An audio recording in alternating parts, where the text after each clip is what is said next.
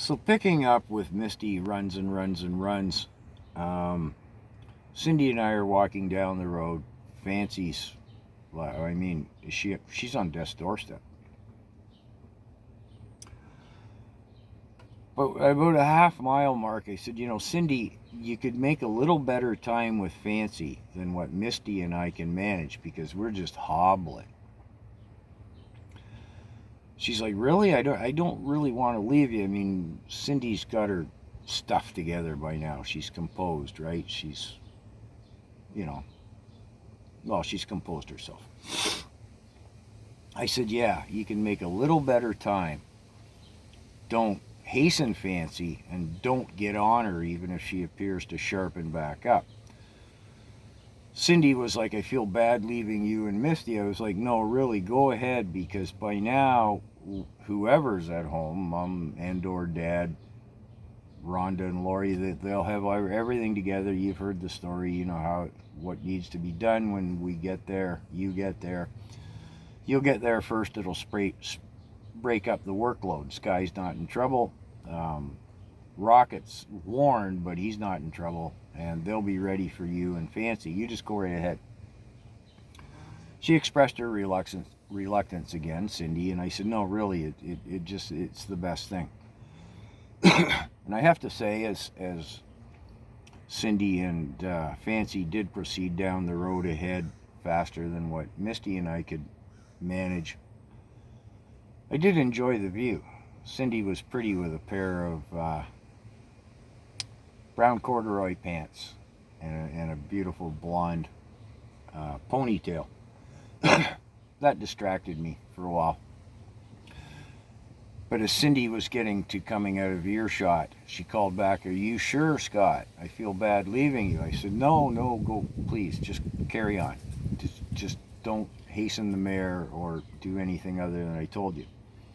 Cindy assured me she wouldn't, and they proceeded down the road. Again, we were about the half-mile mark when we did this separation. Excuse me. So, this left me and Misty, who I was not very happy with, plodding along, right? Cursing Misty had no effect on her. She's just walking along in a painful daze, the same as I am.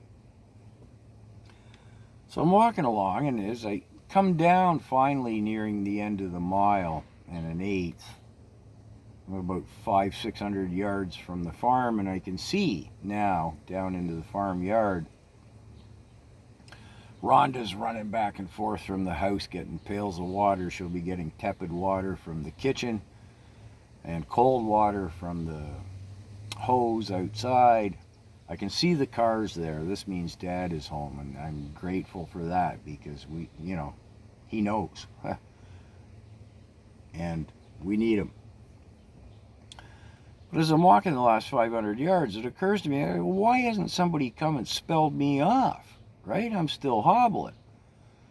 So it was the end of the drive, turning into the farm. Before anybody even saw me coming down, Lori, she ran like a deer. She runs down the drive, goes to snatch the reins from Misty from me, and I guess the look on my face, she kind of just grabbed Misty and reeled back. She was like, ooh, I get Misty up a little quicker than you can because I'm just hobbling, right? And I'm like, why didn't somebody come? What at?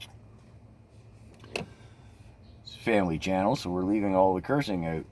So she hastens up the drive with Misty. I cut across the lawn. Mother's panacea for all was ice cold ginger ale in a fridge out in the side porch. So I grabbed a couple of those, plunked down at the picnic table and the lawn chairs just outside the kitchen in the house yard under the shade trees. Mom had left her Peter Jackson there. I filched one of those. And I can see 40 yards across into the barnyard, the end of the house yard, really, technically, whatever. Sky's fine, Rocket's fine. The girls are flying around, you pour the cold water on and rub them down, and Fancy, I can see her head's up a bit, and okay. So Mother comes over. She's not really, the girls got it all covered, and Dad's supervising and everything. Mom comes over, and with Mother's eyes, she looks at me and says, do you need me to look at your leg? I said, no, I thought it was broken, but I just walked a mile home on it, so whatever. Why didn't somebody come and get me when you went and got the saddles? Right? You'd have gone up in the car to get the saddles. Why didn't somebody, like, one of the girls, somebody, you know, Mom's like, saddles? Nobody said anything about saddles. I said, well, you know, blah, blah, blah, the saddles, you know. And she's like, no, nobody said anything about that. Sure you don't need me to look at your leg? I said, well, it's going to swell up, but if I walked a mile home on it, I guess there's nothing wrong with it. She said, well, I'll just tell your dad what I'm going to do. We'll grab the car, you go up with me, show me where the saddles are. Okay, so this is what she does. She comes over, brings the car up close. I hobble into the car, and we proceed to go up the highway. And she's going, well, what happened up there? Like, you know, because it's all been about the horses, right? Fancy in particular. So I give her a quick breakdown, and she's like, whoa. So we turn onto the side road where the crash had happened. She says, well, which house are the saddles in? I said, well, I think it would be the third one there, because it seems, if I remember correctly, it was right across from where I crashed in this ditch. I'm on the passenger side. The ditch is now on the passenger side. She leans over, she looks down into the ditch, studies it for a minute, and she looks at me and she's like, whoa.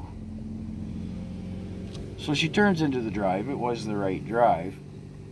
In those days, you had to take keys out of the ignition, 2 keys, square one for the ignition, round one for the trunk, right? I go to get out of the car. She says, oh, I'm not so old I can't pick a couple of saddles up. Stay where you are. Okay. She gets the saddles, puts them in the trunk. She's going, holy cow. Well, mother never cursed, right? Ever. She said, holy smokes. Saddles, blankets just dripping. Oof. Trunk's gonna stink. I'll have to air it out for a week. She's turning the car around in the drive, you know. She says, I wonder what somebody would have thought if they came home and found these things sitting on their step just drooling, you know, horse sweat.